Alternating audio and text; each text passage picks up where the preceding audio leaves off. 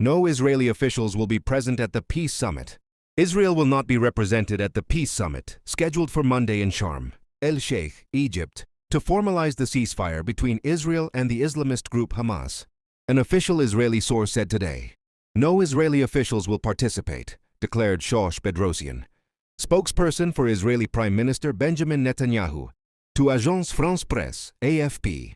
The presidents of Egypt and the United States will hold a peace summit on Monday in the Egyptian city of Sharm el-Sheikh, with the presence of leaders from 20 countries, it was announced on Saturday. The Egyptian presidency, led by Abdel Fattah al-Sisi, announced that the summit aims to end the war in the Gaza Strip, strengthen efforts to establish peace and stability in the Middle East, and open a new chapter of security and stability in the region.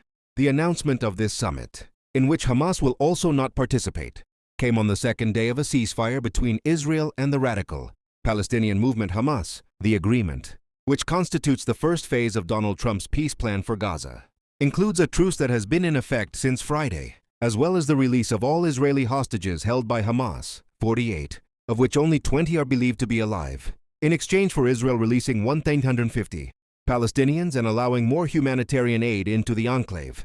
The agreement also foresees a withdrawal of Israeli troops from the Gaza Strip. Non-negotiable, Hamas insists that disarmament is out of the question.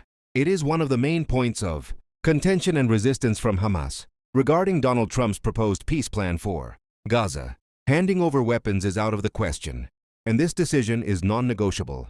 The U.S. president included the disarmament of the group as one of the conditions to end the two-year war in the enclave, but the Palestinian Islamists have repeatedly warned that they will never agree to disarm, invoking the Palestinians' right to self-defense.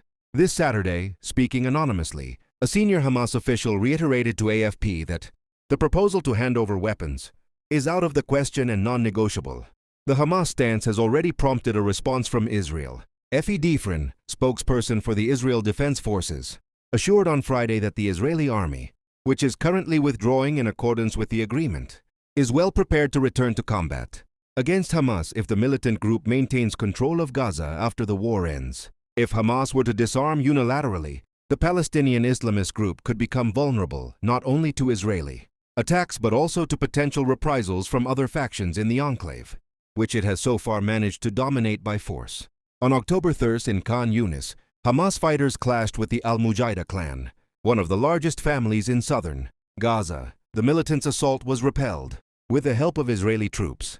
The outbreak of full-scale armed chaos in the Gaza Strip is one of analysts' greatest concerns. To try to prevent this scenario, Trump's peace plan, supported by Arab and Muslim countries in the region, provides that Gaza will be administered by a transitional government until the Palestinian Authority completes its reform program and can safely and effectively resume control of Gaza.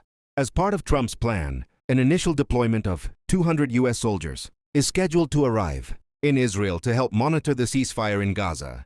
The new head of the U.S. Central Command, CENTCOM, Brad Cooper, announced on Saturday that he had visited Gaza to discuss stabilization efforts, while assuring that no American troops would be deployed inside the Palestinian territory. Instead, U.S. forces are expected to coordinate a multinational task force that will be sent to Gaza.